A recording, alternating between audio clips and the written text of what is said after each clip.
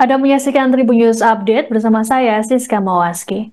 Satreskrim Polres Metro Jakarta Barat telah menangkap pelaku pembunuhan terhadap ibu dan anak di Tambora, Jakarta Barat yang jasadnya ditemukan di dalam toren.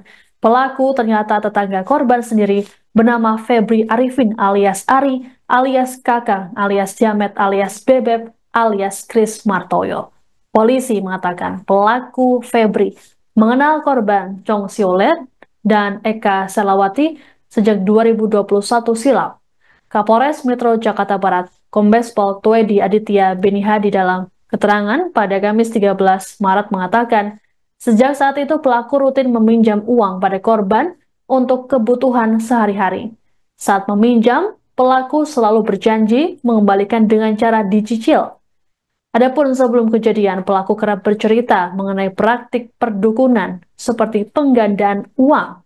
Selain itu, pelaku juga menjanjikan mencarikan anak pertama korban jodoh, namun dengan syarat melakukan ritual tertentu. Kapolres berujar pelaku mengaku memiliki teman bernama Kris Martoyo sebagai dukun pengganda uang dan juga mengaku kenal dengan dukun pencari jodoh bernama Kakang. Namun semua nama tersebut hanya fiktif belaka karena hanya diperankan oleh Febri sendiri. Kemudian pada Sabtu 1 Maret, korban yang sudah terperdaya janji manis pelaku membeli sejumlah kebutuhan ritual seperti bunga 7 rupa dan lain sebagainya. Korban juga menyiapkan uang senilai 50 juta rupiah untuk bisa digandakan pelaku.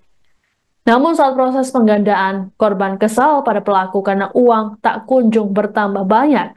Korban lantas mencaci maki pelaku yang membuat Febri memukul wanita berusia 59 tahun itu dengan besi.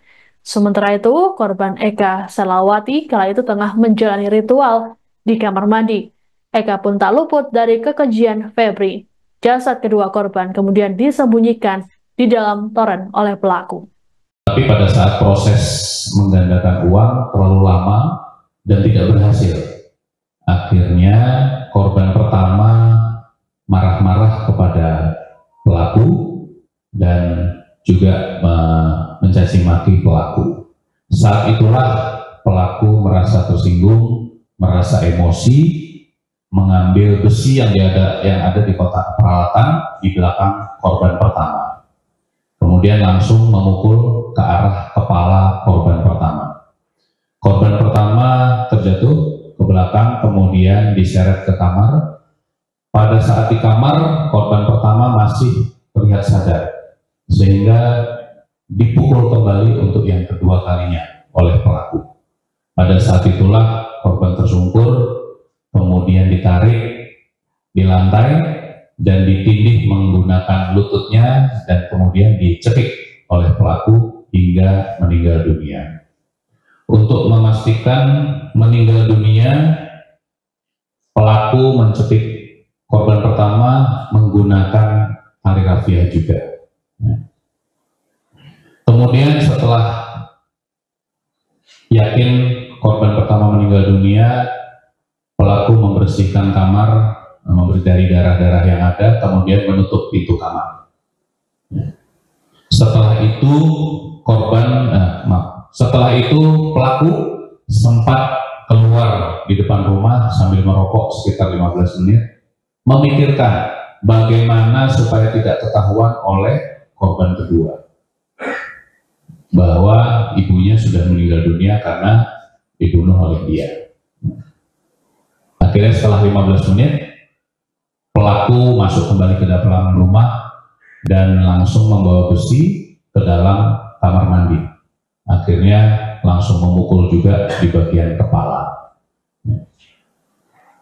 Pada saat memukul di bagian kepala, belum roboh, maksudnya belum meninggal dunia, korban sempat teriak tolong, kemudian dipukul lagi kemudian dipukul lagi di arah kepala, dan untuk meyakinkan korban kedua meninggal dunia, pelaku mencekik leher korban. Setelah yakin meninggal dunia, kemudian kamar mandi dibersihkan dan kedua korban masih di tempatnya masing-masing, yang satu di kamar dan yang satu masih di kamar mandi. Kemudian korban keluar melihat di depan kulkas ada tutup toren tempat penampungan air. Akhirnya memiliki ide untuk menyembunyikan korban-korban di dalam toren. Download Tribun X sekarang, menghadirkan lokal menjadi Indonesia.